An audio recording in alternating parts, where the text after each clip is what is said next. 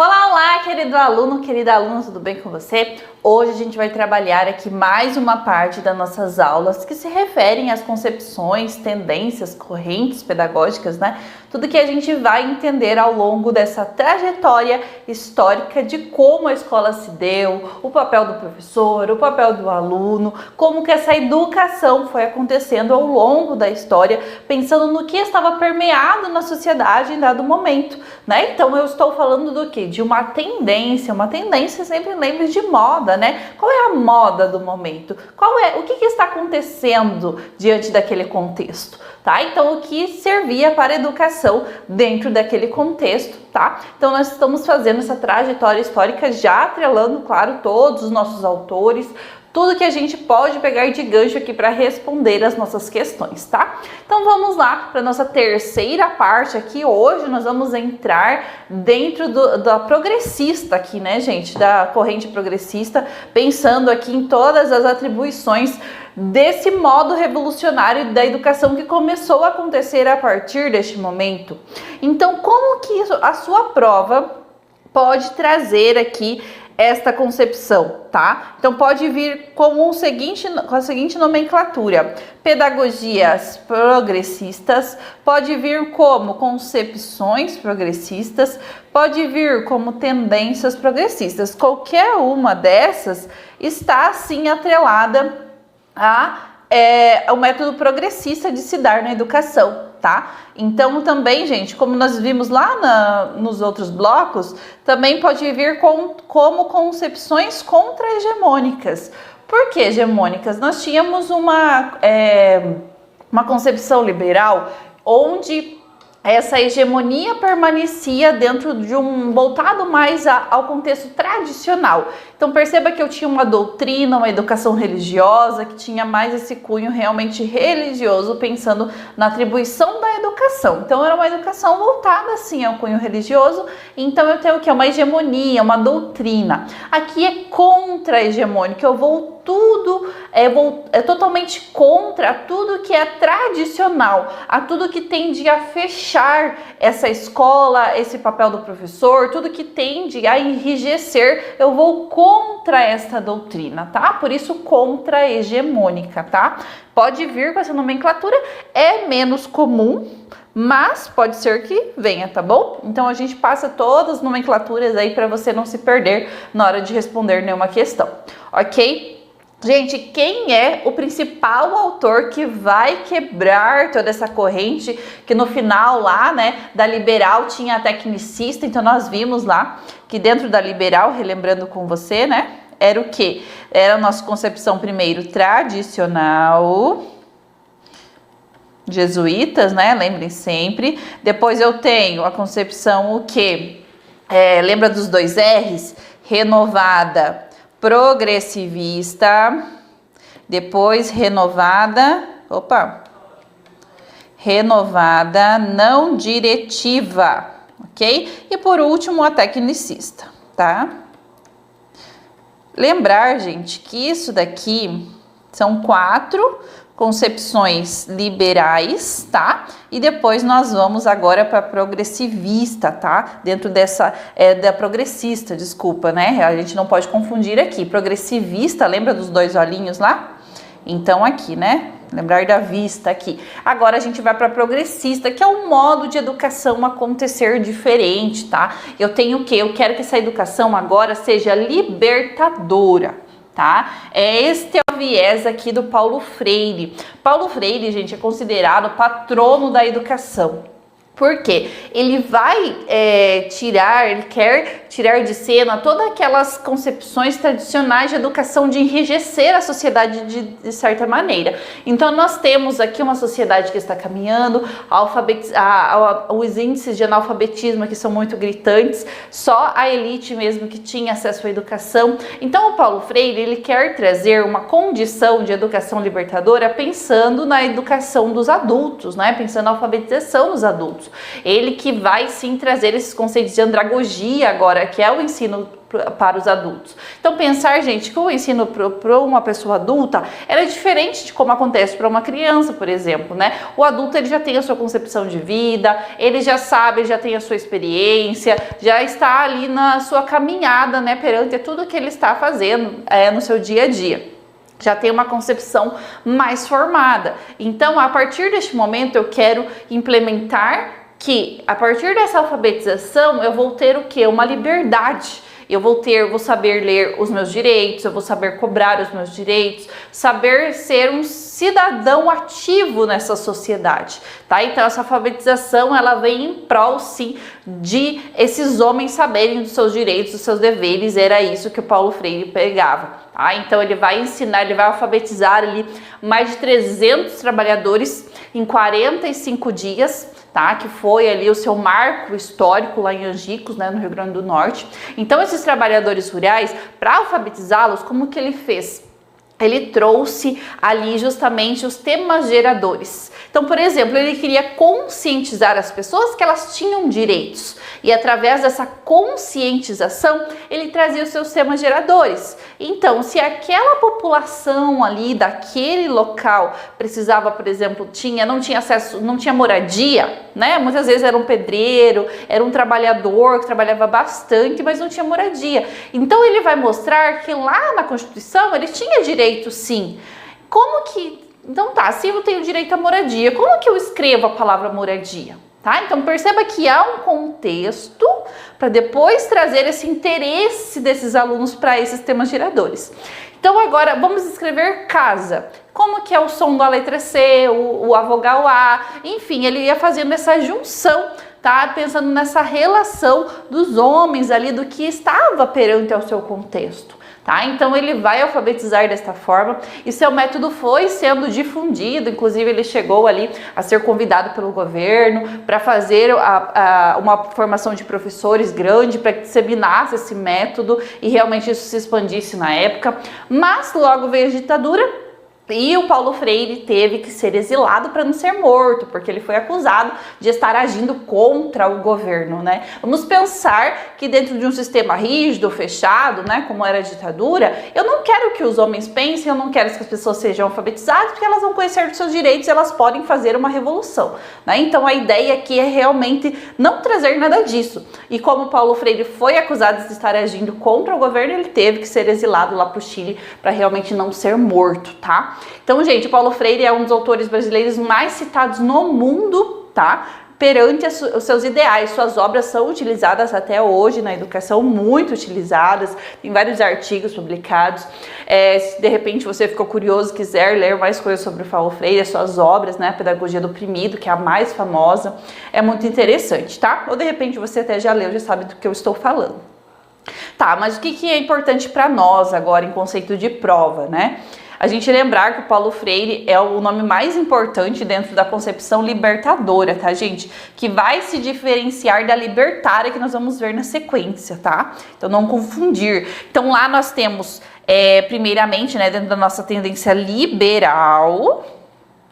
Liberal é diferente de libertadora, porque eu quero libertar os homens, né? Então aqui pensando que ele ia contra, né, todas as questões mais tradicionais, que realmente não estavam dando essa condição para as pessoas de serem libertas, né, de um sistema, realmente ali ter uma condição de vida melhor, tá? Então, gente, o tradicional veio dos jesuítas, né, depois nós temos a renovada progressivista, não diretiva, o texismo, lembrar do Skinner, tá?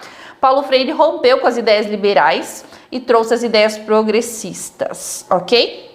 Se fez presente nos movimentos sociais desde a década de 60, tá? Que é a trajetória histórica do século passado, e durante todo o período militar, essa tendência libertadora, tá? Então ela perdurou aqui. Paulo Freire foi um professor que conseguiu alfabetizar adultos, demonstrando seus direitos. Ele foi exilado, pois era uma ameaça à ditadura, tá? Então é tudo aquilo que eu já havia falado. Agora nós vamos trabalhar todos os papéis, né? Perante a escola, o aluno, a sociedade, a relação professor-aluno, metodologia, tudo que está de acordo com a concepção aqui do Paulo Freire, né, a libertadora, ok? Então, sua marca é a atuação não formal do ensino. Eu não quero um ensino lá, o aluno um sentado atrás do outro, aquilo, algo mais engessado. Não, eu quero, o que o Paulo Freire fazia? Muitas vezes ele promovia aquela roda de cultura que ele chamava. Então todo mundo sentava em círculo e se debatiam assuntos de interesse para aquela comunidade, de interessante para aqueles homens. Então era um ensino muito pensando realmente em algo onde eu dava minha opinião, onde eu sabia ouvir, onde eu sabia opinar, discutir, realmente debater temas interessantes àquele grupo, tá? Então pense que não é uma educação formal, robotizada, engessada. É algo muito mais diverso, muito mais dinâmico, tá? Então o aluno adulto observa o princípio da prontidão, pensando, gente, que esse aluno adulto já está pronto, né? Ele já tem a sua experiência, ele já está pronto para aprender, diferente da criança, por exemplo, que está em desenvolvimento, né? Então, além da prontidão, é necessário que a motivação. Então, ele encontrava nos temas geradores, toda essa motivação para realmente alfabetizar esses adultos, tá? Então, por isso vocês vão ver até a palavrinha temas geradores perante as questões como cobrar Paulo Freire, tá? Então, questiona concretamente a realidade das relações do homem com a natureza. A educação é crítica, tá? Então, aqui sempre lembrar dessa criticidade. Eu quero que o meu aluno vá lá, que o meu cidadão, né? Esse cidadão que agora está alfabetizado, saiba dos seus direitos, dos seus deveres, seja um cidadão ativo na sociedade, consiga exigir o que lhe é direito, né, possa votar, enfim, todas as concepções dessa relação dos direitos dos cidadãos. Então, gente, é uma educação crítica, tá? Lembrar bastante disso. A pedagogia que é libertadora e emancipadora, né? O que é essa liberdade, tá? Sempre que eu lembrar de emancipador, lembrar do que? De liberdade. Eu quero que os homens sejam libertos de um sistema que os aprisionou por tanto tempo, né? Então, realmente pensar aí nessa educação libertadora, emancipar é tornar livre. Eu tinha escrito aqui, né? A prática escolar, como funcionava? Uma educação popular, bem comunitária mesmo, né? Onde todo mundo era tratado de igual para igual. A educação é política, ele vai falar que a educação não é neutra, né? Ela vai depender sim do cunho político, né? Isso vai impactar sim muito a educação. O Paulo Freire não queria apenas alfabetizar, ele queria mostrar ao pedreiro que ele tinha direito a uma casa. Isso causava uma inquietação na classe menos favorecida, né? Então, se eu mostro a pessoa que ela tem direitos, claro que ela vai ficar ali pensativa, vai refletir, vai exigir os seus direitos, né? Então, isso causava ali essa inquietação. A ideia política era formar cidadãos que buscavam seus direitos e que interviam na sociedade de maneira pacífica, tá? Então, muitas vezes, a criticidade em torno do autor, do Paulo Freire, vem nesta relação de pensar assim, Paulo Freire queria promover uma revolução, queria que os homens realmente se voltassem ali contra o governo. Não, tá, gente? Essa ideia do Paulo Freire, apesar, sim, de querer trazer uma educação libertadora, pensar nesse quesito de revolução da sociedade, mas era uma revolução pacífica, tá? Pensando aí nessa relação realmente da educação, libertadora dos homens, libertadora de realmente algo, tudo que te aprisione ali perante esse sistema, né? Você não aceitar justamente aquilo que está vindo, questionar mesmo, ser um cidadão ativo, tá? Mas sempre numa relação muito pacificadora.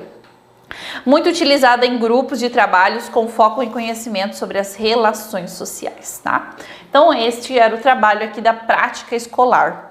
Pressuposto de aprendizagem é uma educação problematizadora. Eu vou levar problemas, questões para os meus alunos resolver, tá? Indagações, algo que eles possam dar opiniões, discutir com base, tendo ali os seus argumentos, tá? Realmente dar argumentos para os alunos questionarem. Então, aqui não é o professor, né, que vai trazer o conteúdo e vai só eles abordar a aula. Não, aqui é uma educação que acontece de modo igual. O aluno, ele tem um papel central ali perante essa educação. Ele vai opinar, ele vai indagar, ele vai sim questionar para que realmente essa educação aconteça de um modo onde ele possa se sentir pertencente àquela classe, àquele grupo, pertencente a ser realmente um cidadão ativo, tá?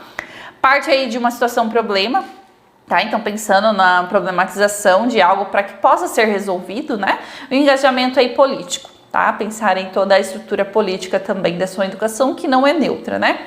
Conteúdos de ensino, palavras geradoras, né? Os temas geradores, que eu já falei para vocês. Então, Paulo Freire pegava sempre um contexto lá.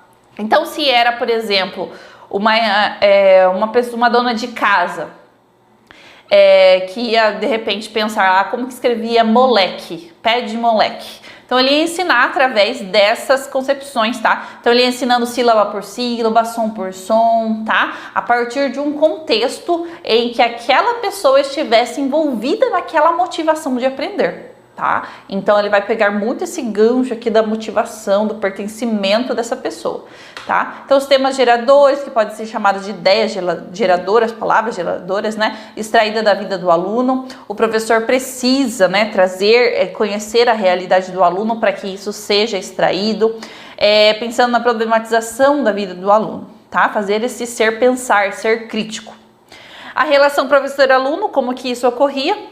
O professor e o aluno são sujeitos do ato de conhecimento. Então, os dois são sujeitos do ato de conhecimento, né? Um colaborando com o outro. O professor e o aluno têm uma relação horizontal, tá? O professor e o aluno, né? Nós estamos falando de alfabetização de adultos. Então, o professor e aluno, eles estão frente a frente, não naquela visão, gente, vertical, né? Onde o professor sabe tudo e o aluno é pequenininho, não sabe nada. Então, ó, um olhar de cima para baixo, né? Eu sou superior, você tem que ficar quieto, ouvir somente, né? Então, não é esta concepção, é uma concepção horizontal de educação, ok? Então, por isso, essa relação aqui. O professor, o aluno era apenas, ele vai criticar, né, a concepção tradicional, então onde o professor era uma autoridade, isso não existe mais na concepção libertadora. O aluno era apenas receptáculo, então ele vai criticar isso, tá? Ele vai criticar toda essa relação verticalizada do aluno que eu coloquei para vocês, tá? A ideia era realmente fazer com que essas pessoas entendessem que não havia eu não sou melhor que você porque eu tenho um conhecimento a mais. Não, você também pode aprender, tá? Então, toda essa relação de igualdade, liberdade que o Paulo Freire trazia, né? E através realmente desses cutucões, né, vamos falar assim, nessa relação que ele fazia com esses adultos, né, pensando em todos os direitos, deveres, a criticidade dessa realidade, trazia reflexões, trazia ali muitas indagações. Então realmente promover toda essa revolução desta liberdade aqui na sociedade da época, tá? Então por isso que o Paulo Freire aí foi tão citado, né, e tão defendido. O método dele é o dialógico, tá? Baseado no diálogo, tá? O diálogo sempre, o aluno tem lugar de fala, tá? Não é aquele aluno dentro de uma educação bancária que ele critica, né? Que só recebe, não, aqui o aluno opina, o aluno dialoga, o aluno tem a sua participação, tá? Vamos anotar aqui, o aluno é participativo, ok? Tem a sua participação bem elencada aqui. Elimina-se toda a relação de autoridade. Aqui é autogestão, tá? O professor, por meio da reflexão, do diálogo, tem ideias comuns, tá? Dentro dessa relação do aluno. Eles têm uma relação horizontal, os alunos e professores sentavam em círculos, tá? Gente, então o principal autor, né? Muito fácil esse daqui, Paulo Freire, né? Dentro da educação libertadora.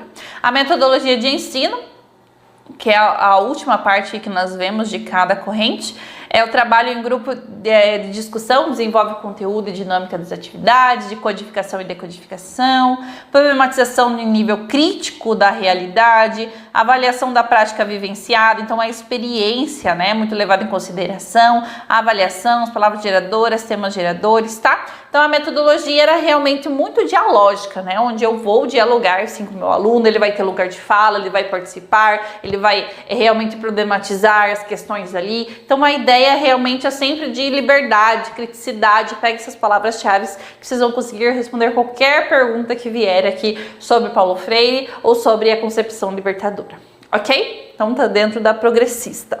Então vamos lá, gente. Agora nós vamos para a próxima tendência aqui, que é o quê? Que pode ser chamada de pedagogia progressista, Concepção progressista, tendência progressista libertária, que é diferente de libertadora. Por que libertária? Vocês vão entender. Gente, os principais autores aqui são Freinet, Vasquez e Arroyo, tá? São autores aí diferenciados. Por quê? O que eles vão dizer aqui neste momento? Esta relação aqui, dessa tendência, o que acontece? O aluno, ele vai se autogestar perante essa educação. O que é isso? É ele que vai tomar como ponto de partida o que ele quer ou não, tá? Então eu oferto um curso. O aluno quer frequentar? Ok, ótimo, vem aqui, vem adquirir conhecimento, vem entender aqui o que você vai ter a ganhar com este conhecimento, com este curso. O aluno não quer frequentar? Acho que aquilo não é interessante para ele, tudo bem, tá? Então é uma escola muito onde o aluno decide o que ele quer fazer. Tá? Por isso essa autogestão desse conhecimento. Então, aqui uma ideia muito de libertária mesmo, porque é ele que vai decidir o que é bom, o que é ruim, se ele quer ou não perante essa educação, tá? Então não é aquela educação obrigatória, que enfim, né, toda essa obrigatoriedade. Aqui não, aqui é algo bem libertário mesmo, tá? Transformador aí da personalidade dos alunos, no sentido libertário, autogestionário, autogestão, vem da fábrica, o aluno estuda se ele quiser, tá? Participação grupal, autogestão, resistência à burocracia. Então não quero algo burocrático, sistematizado, não, é algo muito libertário mesmo. A prática escolar se finda aqui em projetos autogestários, então são projetos, os alunos querem frequentar ou não, são cursos, né, onde aquilo vai ser ofertado, mas não vai ser obrigatório, tá? Então pense hoje, você lá, professor, dentro da escola, é ofertado um curso a você, você sabe que aquele curso vai te agregar muito conhecimento perante a sua prática, perante a sua vida ali profissional. Só que esse curso, ele não é obrigatório, então aí você vai repensar, poxa, será que eu faço ou não? Então existe toda uma reflexão, uma relação aqui. Então era isso que acontecia, né? Tudo isso era ofertado, mas claro, cada um ia decidir se aquilo era bom ou não para si, né? Então esse projeto autogestário, esse curso, quem realmente fazia o aluno que decidia se realmente queria frequentar ou não, tá? Então vão abranger as tendências anti-autoritárias, não tem a obrigação, autoritarismo ali dentro dessa obrigatoriedade, tá? Os pressupostos de aprendizagem aqui é a negação das formas de repressão, tá? Então não há repressão alguma, tá? Lembrar disso.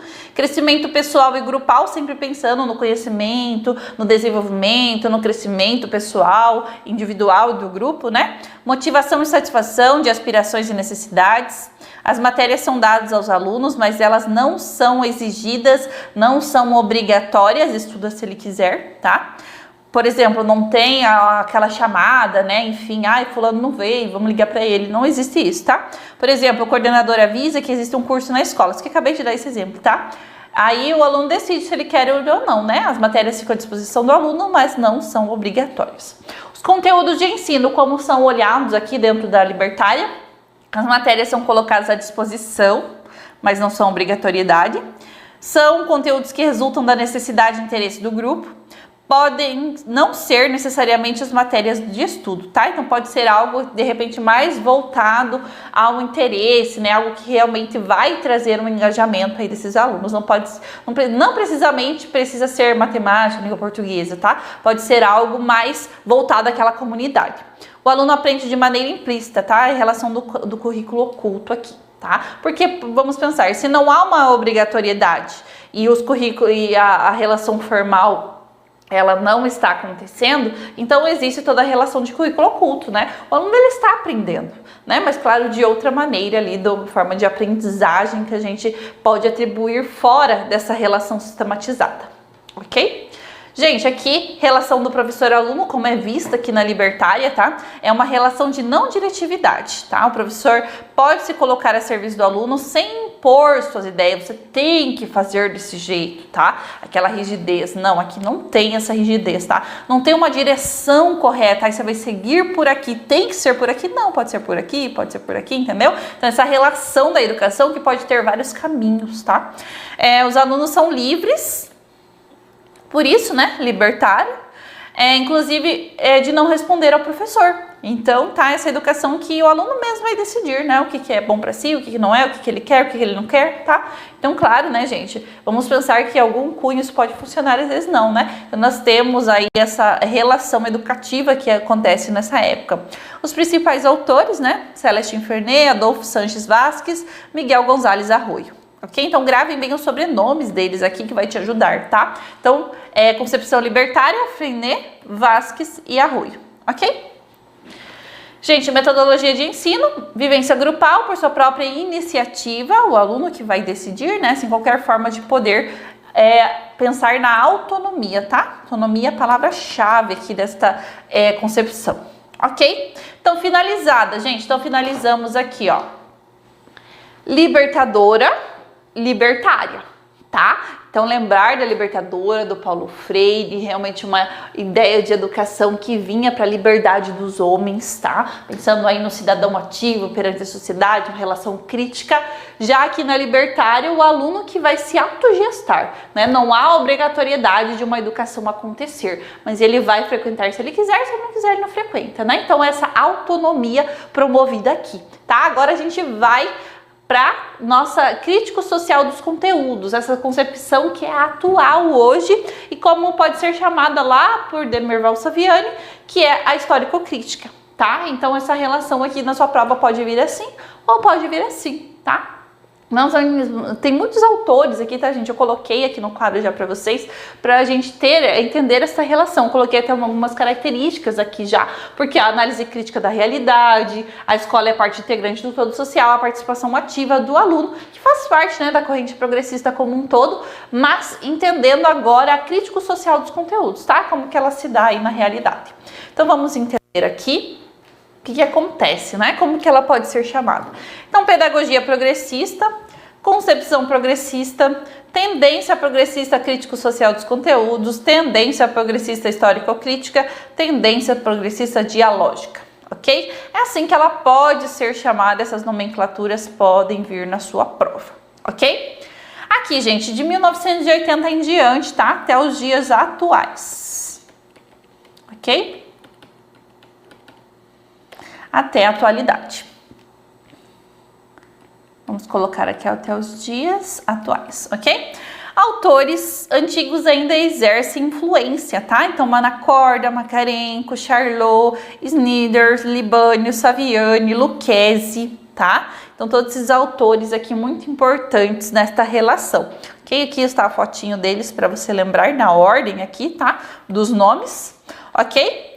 Então, gente, o ensino atual no Brasil, como que ele acontece hoje? Então, qual é o papel da escola perante os nossos currículos, perante os nossos documentos norteadores, perante a nossa legislação? Então, vocês viram que cada concepção, cada corrente, cada tendência que nós estudamos, todas elas tiveram o seu papel e cada uma tem a sua característica. Professor, existe uma mais ideal, essa daqui é a mais perfeita de todas? Não, hoje nós utilizamos a crítica social dos conteúdos, mas sabemos que tem alguns profissionais, tem algumas escolas, tem algumas conceituações que ocorrem dentro de uma abordagem mais tradicional, que ocorre mais dentro de uma abordagem libertadora. Então, aqui todas as tendências terão o seu papel e terão algumas atitudes nossas perante profissionais da educação que terão essa vivência mais dada a alguma tendência, tá? Claro que a gente sempre vai lembrar do nosso papel, da relação da centralidade do aluno, o aluno protagonista, a escola desenvolvendo esse ser integral perante a sociedade, eu desenvolver esse educando para que ele se torne um cidadão. Então, eu estou pensando no desenvolvimento do aluno como um todo, no exercício da sua cidadania e também a sua preparação aí para o trabalho, tá? Esse é o ideal aqui pensando na educação. Claro que nós temos garantias, princípios, tudo isso que está pautado na CLDB, tá? Mas a ideia realmente é ofertar essa educação, o poder público é a obrigatoriedade dele ofertar esta educação, então uma educação realmente gratuita, pública, que ela seja realmente transformadora daquela realidade. Então, eu mostrar para o meu aluno que ele pode. Se ele quiser passar num concurso lá que ganha 30 mil reais, ele pode. Se ele quiser ser um mecânico, ele pode. Se ele quiser ser professor, ele pode. Então, essa educação que vai transformar a sua realidade, Tá? Então eu preciso ter essa dimensão de educação. É crítico social dos conteúdos, eu não preciso permanecer onde eu estou. Eu posso sim me desenvolver, evoluir através da educação. Tá? Então aqui nós vamos ver toda esta relação aqui da atualidade quando estamos falando dessa educação atual, tá? Que veio aqui a partir de 80.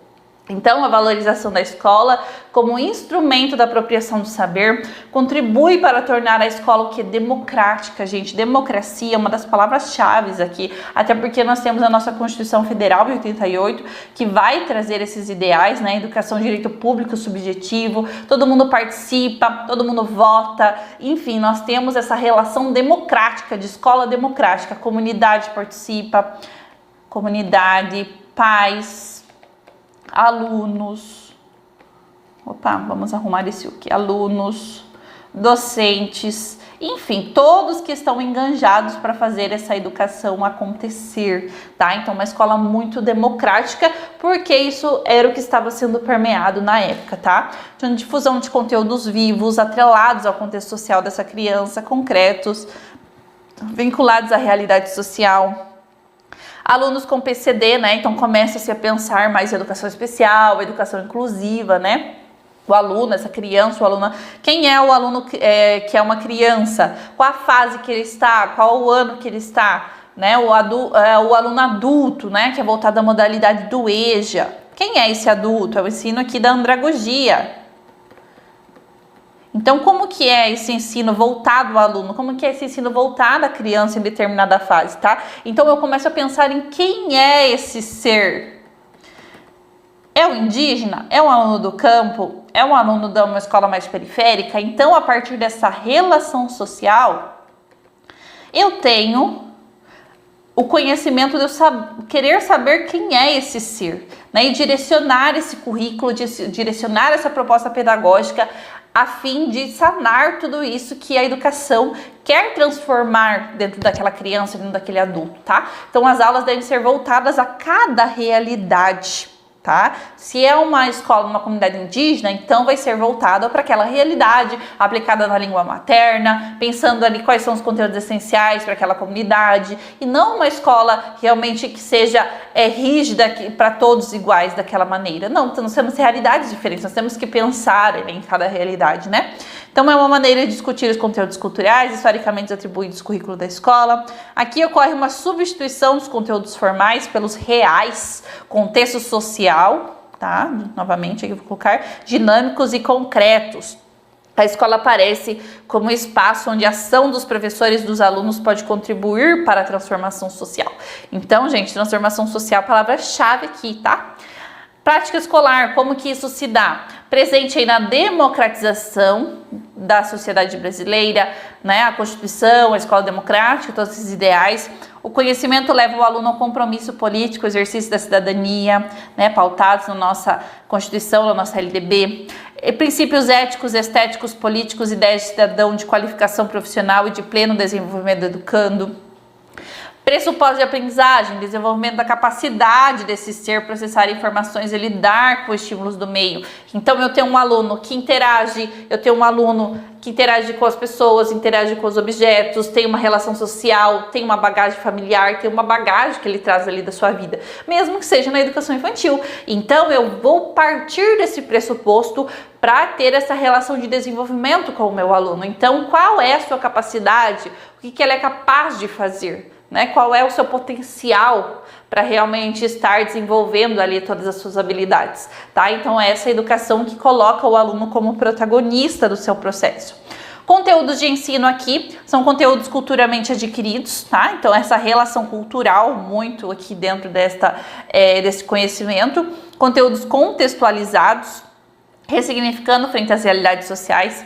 É preciso ressignificar a realidade. Por exemplo, nós temos 10 competências gerais da BNCC, tá? Então, qual é o QI desse aluno? Ele perdeu importância, tá? Então, Eu quero conceituar tudo o que é importante para que esse aluno tenha competência, não só para o mercado de trabalho, mas para a sua vida, para promover o bem, ser um cidadão, saber argumentar, saber utilizar as diversas linguagens, continuar os seus estudos, ser um bom profissional, enfim, em busca dessa qualificação do bem geral. Tá? Tanto da sociedade, tanto do indivíduo, como do todo, tá? Então, promovendo sempre essa transformação. Atribui grande importância à didática, aos conteúdos, tá? Então, essa relação didática. Então, eu quero que, se meu aluno é um aluno PCD, como que eu vou atribuir essa educação? Ele precisa de um mobiliário diferente, ele precisa de um material, ele precisa de um transporte? Como que o poder público vai fornecer isso? Então, existe respaldo legal para isso acontecer, tá? Então, eu quero realmente que todos tenham acesso e permanência nessa educação, dada aí todas as condições para que isso ocorra, tá? Independente da barreira que esse aluno encontre. Gente, aqui a relação professor-aluno agora, tá? Como que se dá? Lembrar da palavrinha-chave aqui, o professor é mediador do conhecimento, tá? Mediador que pode fazer mediação direta ou indireta com esse aluno, depender do que ele está colocando perante aquele conteúdo, né? Pode ajudar o aluno de maneira ativa ou pode apenas observá-lo, vai depender, o professor vai realmente fazer essa ponte aqui entre eu saber o que meu aluno precisa em dado momento, ele consegue fazer aquilo sozinho ou ele precisa de um pouquinho de ajuda, né? Ele precisa de um pouquinho de mediação. Né? Ele precisa de mais mediação, alguns alunos precisam, né, de uma intervenção maior. Então perceba, o professor que vai fazendo essa relação, essa ponte para realmente conceituar ali tudo que meu aluno depois vai realizar com autonomia, tá? Então o professor aqui é mediador, tá? O aluno participa ativamente do processo, é ele que vai colocar a mão na massa, ele é protagonista, tá? É isso que a nossa BNCC vai dizer. O aluno é protagonista do seu processo, ele que vai atrás, ele que vai investigar. Então, o professor é como se ele fosse plantar uma sementinha ali, que vai crescer, vai gerar frutos, enfim, toda essa relação, tá? Os autores, Manacorda, Makarenko, Charlot, Snijders, Libânio, Saviani e Lucchesi, tá? Então, esses autores aqui que geralmente caem nas provas, tá? Que a gente tem que guardar. Metodologia de ensino. O objetivo é privilegiar a aquisição do saber vinculado às realidades sociais, tudo aquilo que nós já abordamos, né? A aula é uma constatação da prática real. A educação com atividade mediadora entre experiência fragmentada e uma visão organizada e unificada, ok? Gente, questão aqui agora para a gente fazer sobre esta concepção, sobre essa tendência, tá? Sobre essas tendências que nós estudamos. Então é isso, né? Estudamos a liberal, que vinha ali trazendo o tradicional, a renovada progressivista e a renovada não diretiva, depois o tecnicismo, e agora nós estudamos nesta aula progressista, né, que trouxe a libertadora, libertária e a crítica social dos conteúdos que perdura até hoje. Ok? Então vamos lá entender como que isso cai em prova, tá? Então, gente, se vocês guardarem os autores, se vocês guardarem a característica de cada tendência, vai ficar mais fácil vocês responderem as questões, tá? Porque a questão, ela vai na direção do autor ou ela vai na direção das características, pegando ali o gancho de como essa educação se desdobrou em determinada época, tá? Então, por isso que é importante a gente entender toda essa relação. Então, duas grandes tendências pedagógicas marcaram a história da educação brasileira. A tendência pedagógica liberal e a tendência pedagógica progressista. Assinale a opção que corresponde às tendências identificadas como a corrente pedagógica progressista. E aí, quais são, né, as tendências aqui exemplificadas dentro da progressista que ele pede? Então, vocês viram que uma hora ele fala tendência, depois ele fala corrente, tá? Por isso, as questões elas podem trazer essa relação.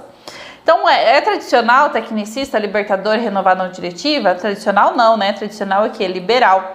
Tradicional de novo? Não, liberal. Histórico-crítica, né? Quem que propôs histórico-crítica?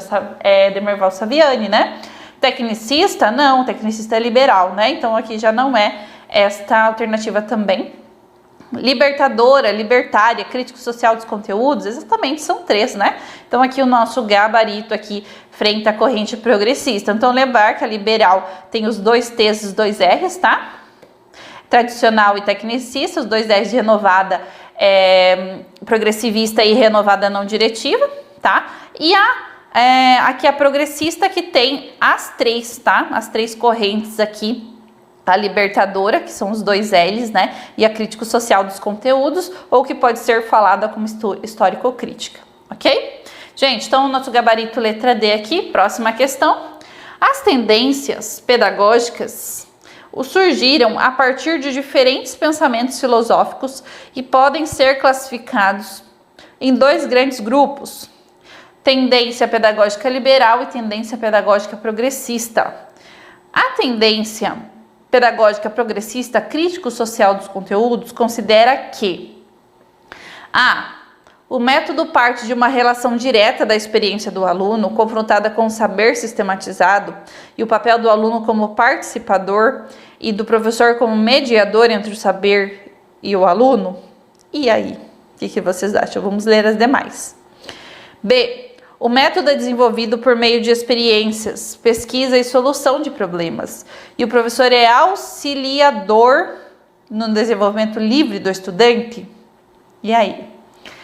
C. O método é baseado na facilitação da aprendizagem, a educação centralizada no aluno e o professor é que garantirá um relacionamento de respeito. D. Os procedimentos e as técnicas para transmissão e recepção de informações estabelecem uma relação professor-aluno objetiva, em que o professor transmite informações e o aluno vai fixá-lo, né? Então, gente, a gente tem que pegar bem cada palavra, né? Porque as alternativas, elas trazem algumas confusões aqui. Então, ó, vamos voltar lá para A. O que ele fala? O método parte de uma relação direta. Perceba que não é não diretiva, por exemplo. Tem uma direção, né? A direção é o quê? É o levar em conta a experiência do aluno, né? A sua experiência é o quê? O contexto social. O que ele traz de bagagem para essa sala de aula? Eu vou aplicar eu vou trazer um conteúdo, um currículo, uma proposta pedagógica organizada, sistematizada? Vou, né? Então é uma organização desses conteúdos, sim, o saber científico que o meu aluno vai precisar aprender. Então, o papel do aluno como participador, o aluno participa e o professor é mediador? Sim, o aluno, ele é ativo, ele participa, tá? Ele não é passivo, por exemplo, né? Entre o saber e o aluno. Então, o professor vai fazer essa ponte, né? Entre o conhecimento e o aluno, tá? Então, gente, tá bem certinha aqui a nossa letra A, de acordo com a relação crítico-social dos conteúdos, tá? Quando ele fala que professor auxiliador, não, né? Não é professor auxiliador, até porque o desenvolvimento do estudante não é livre aqui, ele tem uma sistematização, tá? Então, o aluno, ele tem uma obrigatoriedade de estar na escola de certa maneira, né? Mas aqui o papel do professor é mediador, né? E não é o desenvolvimento do aluno livre e o professor auxiliador. Por isso que a gente elimina essa daqui. Quando ele fala na C, né? O professor vai garantir um relacionamento de respeito. Não é que isso não aconteça nesta relação, mas aqui esse não é o papel principal, né? A gente tem que pegar o que é principal realmente, não o que finda aí para outras correntes, tá? Aqui ele fala a educação centralizadora do aluno. Sim, o aluno tem o papel central, né? O professor, ele vai ser o mediador ali, mas não é exatamente isso que a gente finda aqui nos críticos social dos conteúdos, tá? Já na dele fala de técnicas, né? Então, técnicas lembra do quê? Tecnicismo, algo mais relacionado ao liberalismo mesmo, tá? Então, por isso, o aluno vai fixar conteúdos como se fosse memorização ali, não, tá, gente? Por isso, já eliminamos aqui a D também. Então, ó, vocês perceberam que a diferença é mínima, tá? Por isso que tem que fazer com bastante atenção, lendo cada ali palavrinha para vocês não errarem nenhuma questão que vierem sobre essa relação da crítico-social, que é principalmente aqui cai, porque é a atual, né, ou histórico-crítica, tá? Citando os autores. Gente, então é isso, tá? Finalizamos aqui todo esse englobado de informações sobre as tendências, concepções, pedagogias, tá? Dentro desse desenvolvimento histórico aqui que se deu no Brasil, né? Toda essa relação também internacional, dessas influências que trouxeram para o nosso ensino, tá? Então guarde bem cada característica da uma, os autores, como eu havia dito, tá? Faça mais questões, isso vai te ajudar realmente a você lá no dia da sua prova, quando vier uma questão de tendência, opa, é tal autor, então eu já sei qual que é a concepção que ele é, eu já sei como que eu vou responder essa questão, tá? Então por isso, gente, tá? Estudem, anotem, isso faz parte de todo o processo, tá? E te vejo aí no próximo momento, na próxima aula. Tchau, tchau, até mais.